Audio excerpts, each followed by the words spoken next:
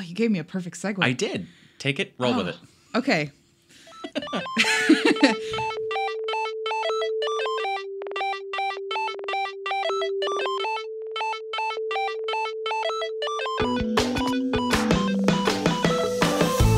right, welcome back to This Week in Gaming. I'm Proxy. I'm Sarah. And you notice that silent spot. Jeff's actually not with us tonight. He's been worked to death. He's been sleeping since like 8 p.m. Oh boy, he was a tired one. Yep. So we're running solo, and by solo I mean it's a duet tonight, not a trio. So that's gonna be our life. So let's just jump right into it. Hell yeah. Okay, so the SNES Classic came out today. Did it. We've been like hyping about it. I don't personally. I'm still hyping about it, even though like I can't afford one right now. Yeah, and I would love one. It's $80. But honestly, as we've said before, I'm emulating. I'm gonna continue to emulate. But no thanks. I don't need a steak. I'm emulating. I'll have a salad instead. During the holidays, I have to emulate for 13 days. It's for religious reasons. The 13 days of emulation. I'm sorry. Go on. One of the biggest things is Nintendo, North American head of Nintendo, Reggie Fils-Aimé, if I'm pronouncing his name right, I'm probably not. Good old Reg. Outright said, do not buy the Super Nintendo Classic from Scalpers. Yeah. Because that was a huge issue with the NES Classic, and a lot of people have speculated. I mean, heck, I'm still going to speculate that a lot of the scarcity that Nintendo has is artificially put there by the company. But they are...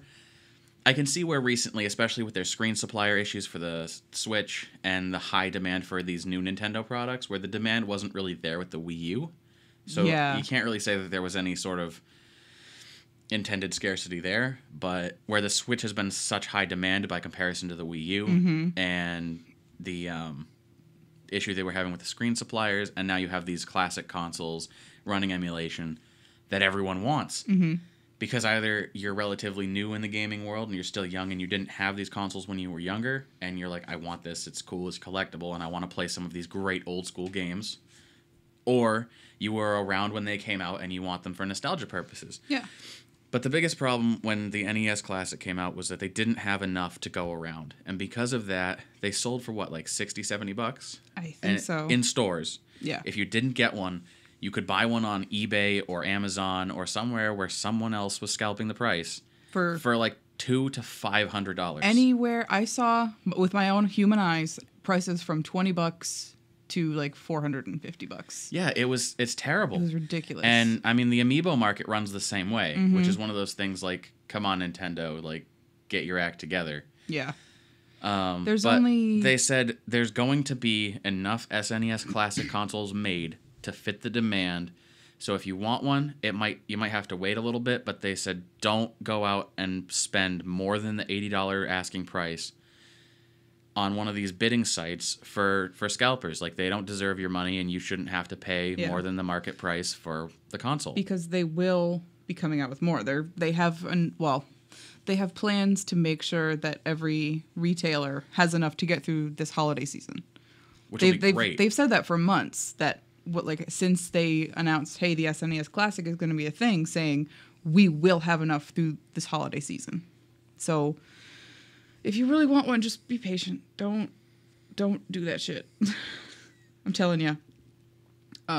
Toys R Us, Target, and GameStop have already confirmed that they're going to have some kind of stock through the end of this year after Christmas. I don't know what that means. I don't know if it's going to be 20 of them. I'm excited to see how many of them make their way around this holiday season. Yeah. Because they are relatively cheap for a console, quote unquote. Significantly cheaper than the originals were when they came out. Oh, I believe that. But I don't know. It'll be interesting to see how they manage through the holidays. So, but moving onward with more Nintendo news. Yeah, well, I have a couple little things about the SNES Classic now that it's out and people have got their hands on it. Nothing is speculation anymore. Yeah. My headline for this one is the SNES Classic is basically the NES Classic organs inside of a NES Classic shell. Super hackable. Modders will definitely destroy it from the inside. Probably. For sure. A couple of the things that I liked that IGN put out in regards to the SNES Classic is It has a longer cord for the controller than the NES Classic. Just barely, though. Barely. It's still not really convenient unless you're sitting directly in front of your television. And that's how we all went blind in the 80s and 90s. It is. That and the Game Boy. Yeah. And that darn worm light. Oh, God, the worm light. But, I mean, with some of the system's features, you kind of need to be right in front of it. Mm-hmm. Like, it has the two functions that are great with emulation is save state. Yep. If you aren't familiar with emulating, save state is essentially you can save your game at any point. Like, you could save mid-jump. It just saves exactly where you're at. Because, you know, life gets in the way sometimes. Yep. Sometimes the house is on fire, the baby's on fire, or the dog's on fire. Or the eagle's on fire. It yeah, happens. You never know what's going on. And maybe you need to pause your game and, like, save it real quick. Things are going to get shut down. Maybe you've got a 10-second backup power supply and a hurricane just hit your area because you live in Florida. So you got to, like, save state because you got to know once the rescue efforts are over, you can get back to your game. And there's also a function to do, like, a 1-minute jump back. If you were doing something, you were doing really great, and then you just completely fubbernucked, and it's all over for you. You can just jump back a minute and continue from where you were. Wow. I wish Life had that. Oh my God, if Life had that, that would be Life is Strange. Hold on. If Life had that, I would use it endlessly, and I'd be a baby. I'd go back and do it all over. You live the same minute over and over and over again. No. How many times would you save state in real life? Save state, I'm going to try something here.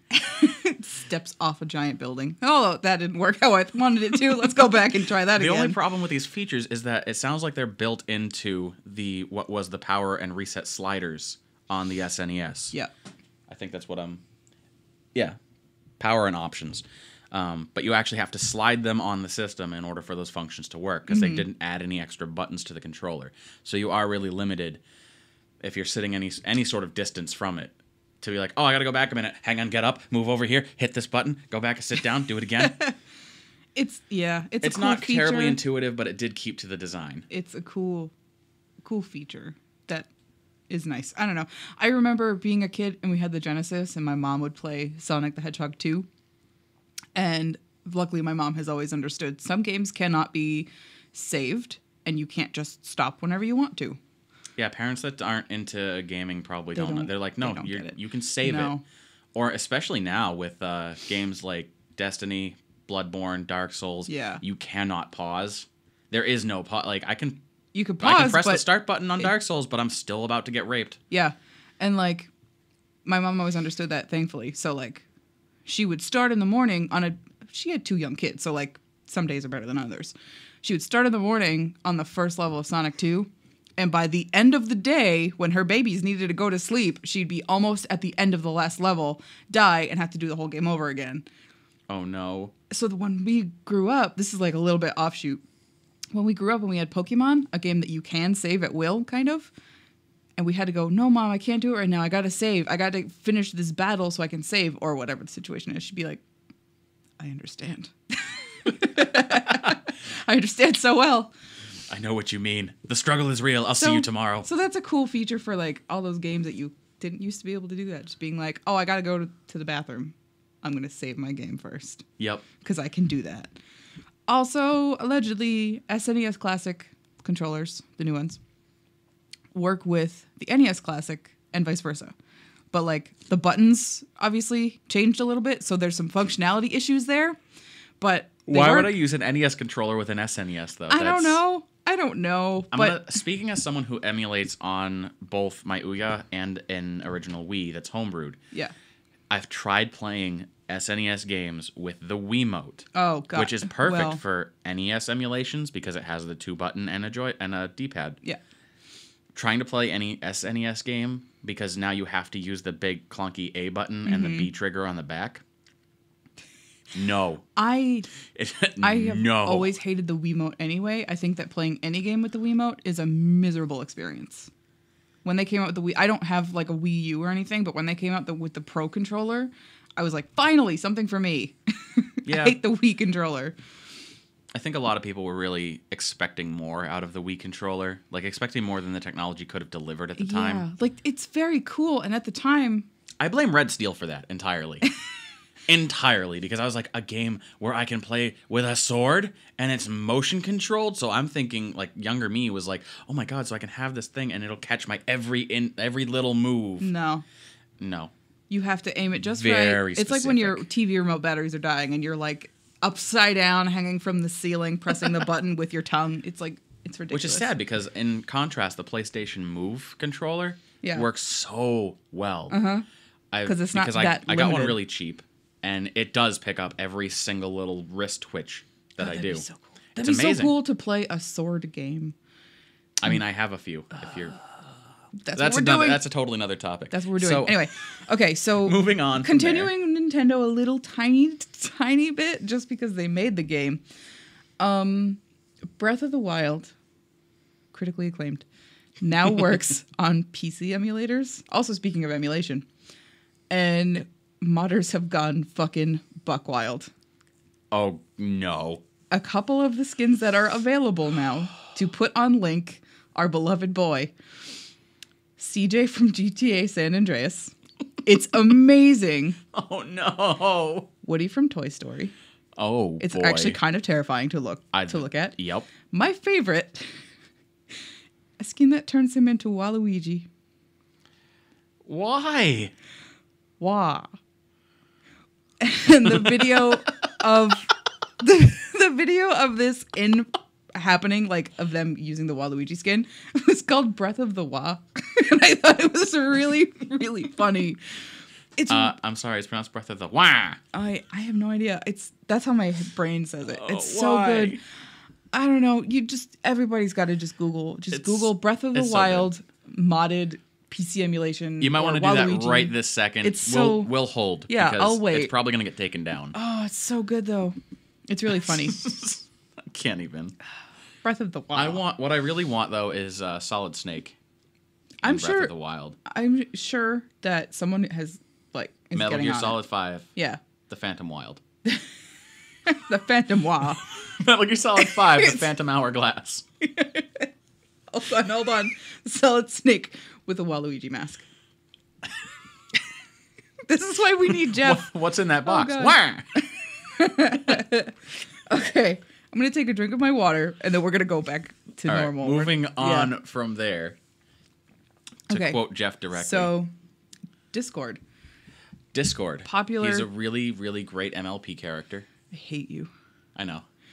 There's plenty of people out there that hate me right now. And one person who's like, yeah. Is that one person that's like typing in the comments, bro huff? So Discord is a chat website and application. Voice and text chat, if you're not familiar with it. Yeah, voice and text chat. Which we have a server on that you can find on our website. Yeah. I have no idea. But I guess it got broken, you were saying? Oh, yeah, Discord. It got broke. Discord broke. So, since iOS 11 released last week, a lot of shit has gotten broken because... EOC. What? EOC. iOS 11. EOC. Oh my god, he's lost it. I have lost my mind. Go on. A lot of shit has gotten broken. And apparently, app developers often know what's going to happen like 6 months in advance when an operating system is going to update, so they can accordingly update their shit to make it work. Yeah, because I'm assuming the developers generally will get a Cliff Notes. Right, because if that wasn't the case, every time an iOS and OS updated, everything would break for 3 weeks. So that makes sense. Ever since the iOS 11 update, it's been the app on Apple has been broken. Super broken. It's been absolutely terrible. Absolutely. Exactly. It's been... I almost just said crapshing because I wanted to bring in the app joke. It's been crashing and unable to switch channels, which, like, if you're on a lot of channels is important. And you can't use the speaker anymore on voice chat, which is, like, it's for. I'm really impressed that with the updated iPhone 10 that they didn't actually just remove the speaker and sell it to you separately. Yeah. Like, we've partnered with Rode to bring you the iPhone 10 speaker attachment because no one talks to their phone. Wow, that's really true. They should just remove the camera, the charging iPhone port. 11, Now you can buy a separate camera, a separate microphone, a separate data connection, A separate phone. a separate MP3 player.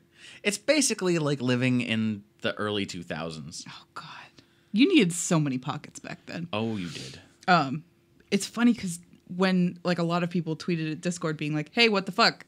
And Discord, whoever runs our Twitter, was like, we know this is happening. We're really sorry. We're trying to fix it. Sad emoji face. So like, good luck. I'm surprised they didn't just come back with our name is Discord.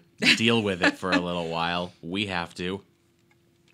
Yeah. So that's fun. So if you have an Apple device and iOS 11 is ruining your life, You can always come on back to Android.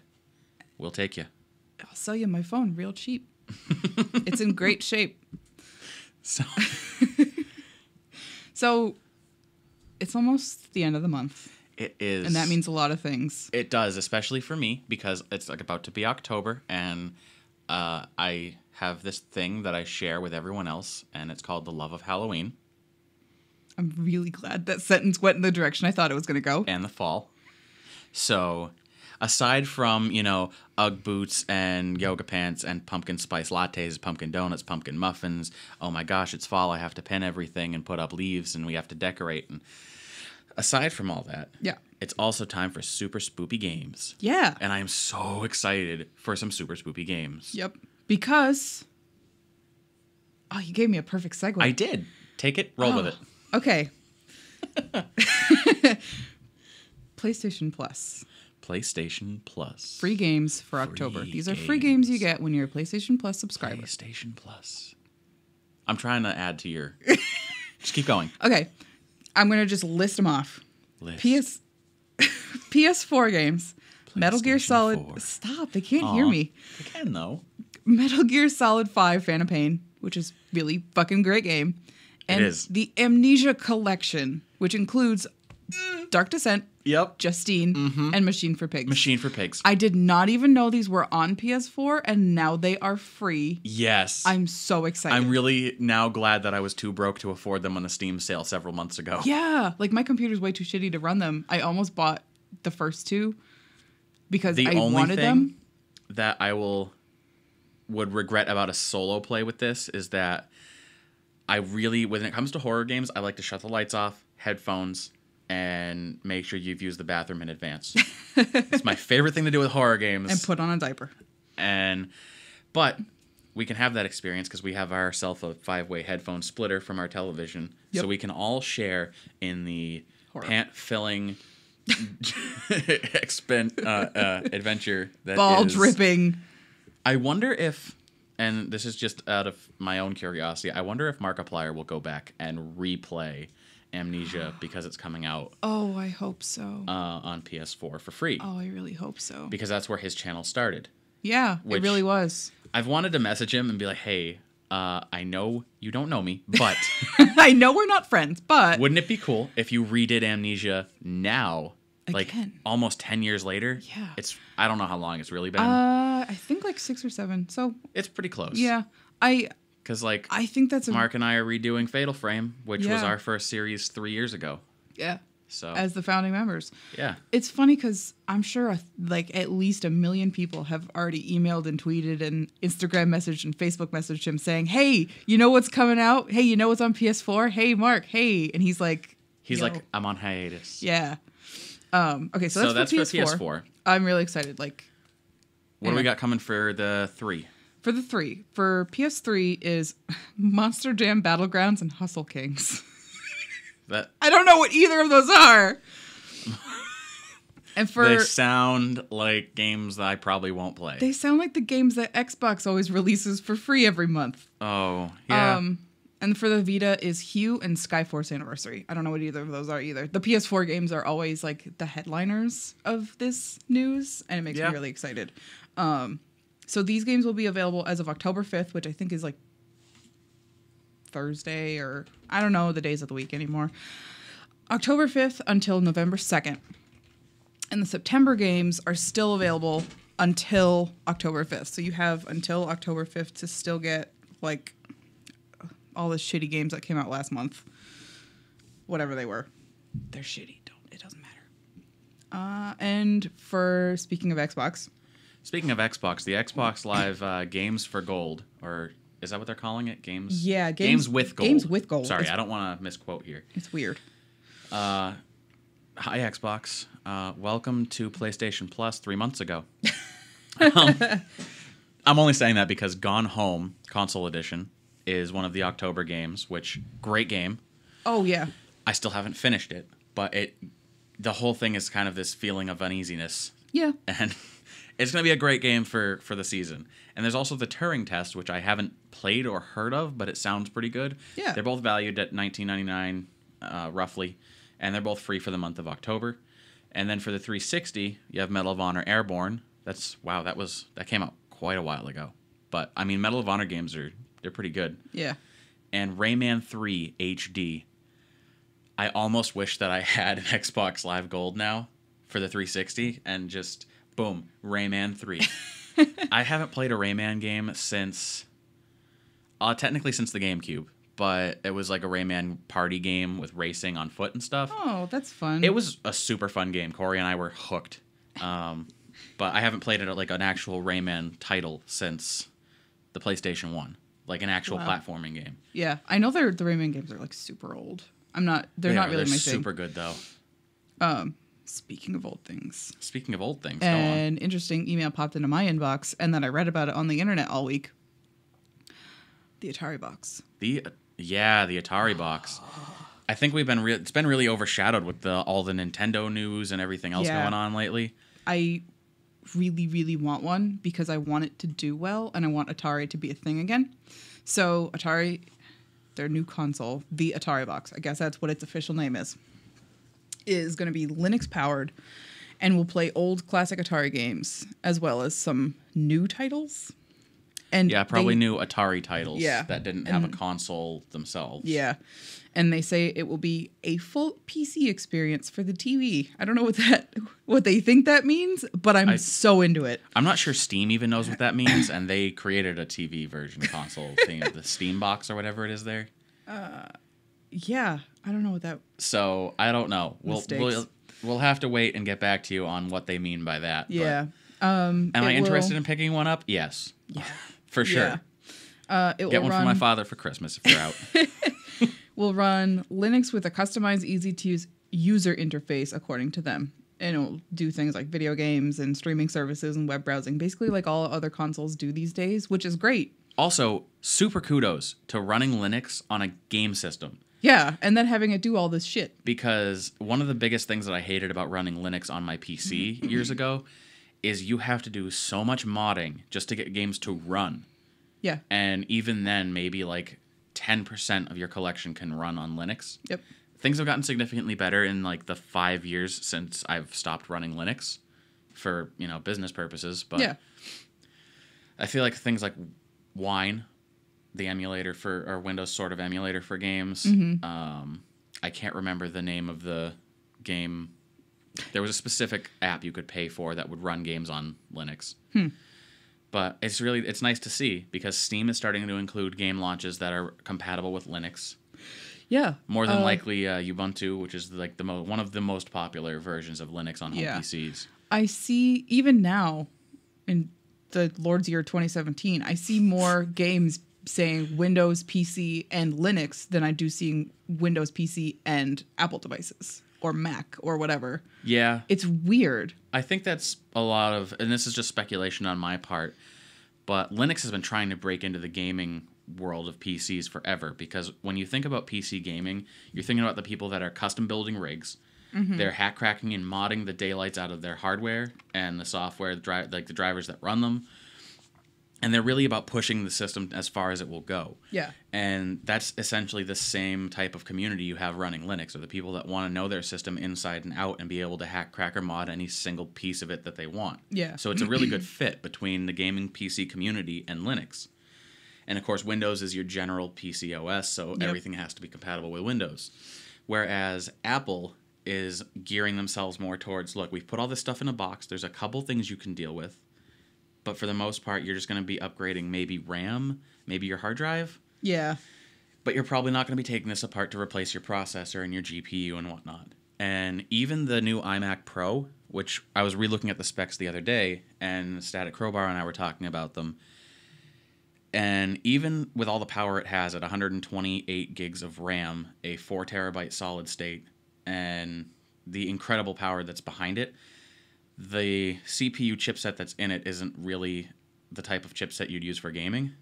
And I think really Apple's going more towards a creator system where they're like, because that setup is going to be absolutely perfect for editors that want to film, edit, and make video in 4K to 8K.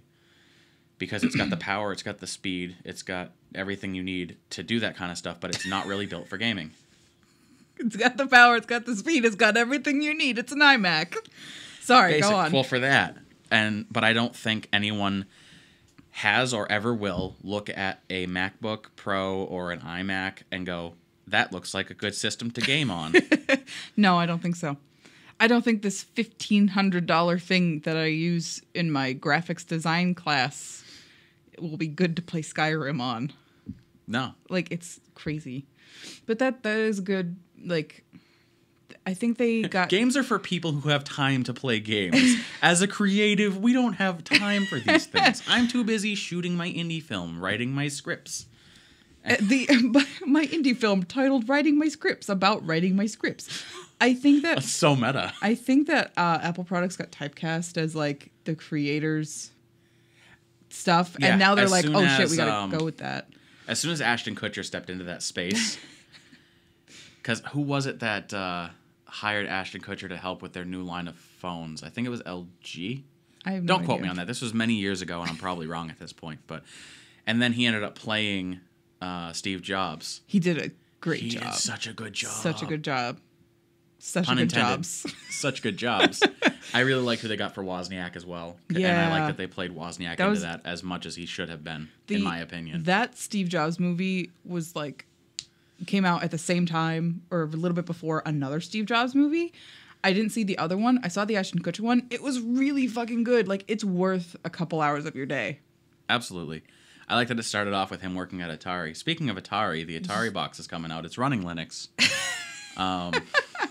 I'm super pumped for it. Yeah, so there's going to be tons of classic games. Okay, so it's launching on Indiegogo sometime soon? Yeah. Sometime, and by sometime soon, they could mean like next week. They want it to happen like early next month, which is October. So I'm hoping by next episode of Twig, we will have more information, or at least like an Indiegogo link, because I want it to succeed really, really well. I think that the Atari box could be the next big thing, and I really want one. Yeah, like I said, I would love to get one for my father, because I want to say the Atari was one of the first systems he ever played on. Yeah. Back before he and my mother sprung to get me a PS1 back when we were kids. And I say get me, but it was more like get them. Because my parents loved the PS1. Your mom was playing Dark Souls a couple weeks ago, for She Christ's was. sake. Yeah, this just in. My parents decided, they went out and had this big thing for their anniversary. They've been together for 28 years. God, that's crazy. I think. Yeah, 28 years. And they went out and did this really great, like, day trip, or no, it was like a day, overnight thing. Yeah. They went to this nice place up in New Hampshire, and then they came back, and my mother decided to spend the last day of their anniversary, or the last end of the day for their anniversary, coming over here to check out virtual reality for the first time on one of my cheap headsets, and to experience Dark Souls. And to summarize this, my best metaphor is the scene from Mulan when her grandmother has the cricket on her hip and she closes her eyes and walks through traffic. Because, and Mom, if you're out there listening, you did a wonderful job, because she actually made it farther than I did before dying, which is really impressive. Not very good at the camera controls. That's fine. But the reason I liken it to that scene in Mulan is because it was painful to watch, but she did surprisingly well. I hope your mom is listening so she knows how proud I am of her. We all are. Corey was like, I should have had you take a picture. Yeah. So we could have put it up on our Instagram. I almost came down here to watch, but I figured that would be a weird family moment. And then just me being like, woo. I was a little sad I couldn't convince my father to play because he was like, no, you have to go that way. You have to go. He was backseat gaming like a boss. And I'm like, Dad, you should hop into this. And he's like, no. That was a really good impression. I love how great, though. There's such good sports when it comes to gaming. And it's so much fun. But the Atari box, Indiegogo soon, hopefully next week we'll know more, between $249 and $299. And they want to have them. Terrible. They want to have them out by late spring 2018. So what I'm thinking is the $249 and $299 are probably going to be the prices because there's two different versions. There's the all plasticky version, and then there's a wooden version. The wooden version will be more expensive. There's like wood paneling on the sides, and it's real wood. It sounds real nice. So I'm guessing those are going to be the prices, and it's just going to be the difference of wood or no wood. I don't know. I really was hoping... Oh, what? No, you can keep going. Oh, okay. Before we move on from Atari, I have a couple of comments. Okay. I was really hoping it would be able to play old Atari games like cartridges, because we do have that E.T. cartridge. Oh, you do? That we got for like $2 at no. Goodwill. That would have been so great to finally play. What if E.T. is on there, though? What if it comes preloaded? Would they do that to themselves? No, the emulator is buried in the desert. The ROMs are even out there. Before it was a thing. Okay. So, just for a little bit of perspective, the Atari 2600, according to my sources, was launched at $199 US. Wow. When it came out. That's a lot of money. I mean, considering the new Atari box, and it's launched, let's see, the 4-switch wood veneer version, dated from 1980 to 1982. $200 in 1980 money is like $1 million in today money. It is. Considering minimum wage for average minimum wage, historically speaking, January 1st, 1980 was $3.10 for all covered non-exempt workers. So imagine how long you had to save up to get yourself an Atari 2600. Forever. For reference, $200 in 1980 is worth almost $600 today. $600 for a fucking Atari, essentially. That is wild. So, like, $250 does not sound so bad. No. And the Atari box looks super sleek. It looks super good. Oh, God. I have faith in it. I think it could be the next big thing. I hope. We can only hope. Yeah. Hopefully it will survive. And speaking of survival. Speaking of the next big thing from fucking 2011. Skyrim Special Edition is getting an update coming soon. That Boy, is it going to bring survival mode. Like survival mode in Fallout. It's going to really bring Skyrim into the 22nd century. For the 8th time. It's going to bring survival mode to the game on all of its platforms that currently exist, and I think the Switch when it happens. Also the Super Nintendo when it comes out on Super Nintendo. In 1980. Okay, so speaking really quickly, mild offshoot. Yeah. In the gaming subreddit today, someone had done a beautiful rendition of Skyrim for the SNES, the box art. Oh. And they were like, they finally made it for my preferred platform. It was so good. Yeah, I have to see it. Okay, so like me, maybe a lot of people read Skyrim Special Edition Survival Mode Update, and thought, oh great, finally, I'll get my chance. This update is only part of the Creation Club. So you have to update when Creation Club launches for Skyrim.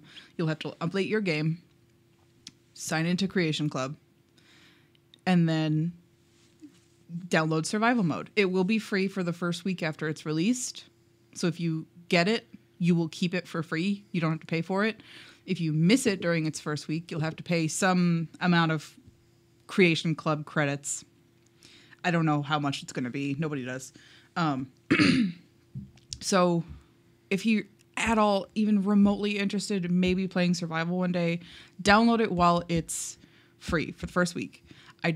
There's no like date exactly. It's on beta. Survival mode is in beta on PC right now, and it's coming to Xbox and PS4 early next month. So maybe really soon. We're going to be like tweeting about it and Facebooking about it though, because nobody should miss out on that. But it's going to have like, you're in survival mode, you'll be affected by cold and warmth and hunger and disease and sickness, fatigue. You can't fast travel. You can only get around on foot, horseback, or carriage. So it's going to be pretty intense. I hate to say it, but I honestly really like that concept. Yeah, to a point. And to just really quickly before I forget, that Reddit user was Sprecher1 that did the box art. And we'll have this posted in our notes for what you missed this week in Twig. Oh, that's really cool. It's phenomenal. So check that article out and check out that artwork. That was Reddit user Sprecher1. It's boss artwork. Sprecher. Okay. So that was really like the important thing to know about Skyrim survival mode is get it free get it free during its first week, and then I don't know, just live your fucking life. Don't pay money for it. I'm super in a creation club, I guess, but I don't like that everything now that comes from them is going to turn into, hey, pay us money. I mean, the game industry has to make money somehow. And I know. It just sucks because Skyrim was such a hyped game. I really would like Elder Scrolls 6 and to leave Skyrim behind. Yeah. Now that I've like played the game for like 300 hours and just move on and find a new world. But meh.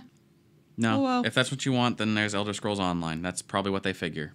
Yeah, that really is what they look, if you want to just exist in the world and not deal with Skyrim anymore, come to Elder Scrolls Online. Yeah. We're here for you. And it's like, okay, but you've made new games every like 3 years. It's been 6.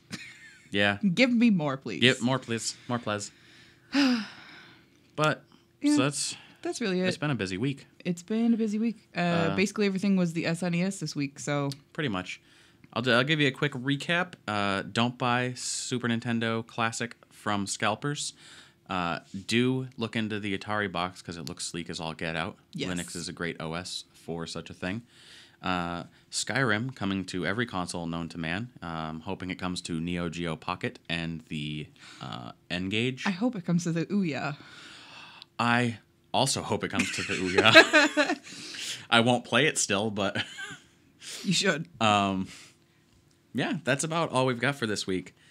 So, as per usual, thank you for tuning in, and we will catch you all and your earballs next week for more news. Until next time, game on. Bye.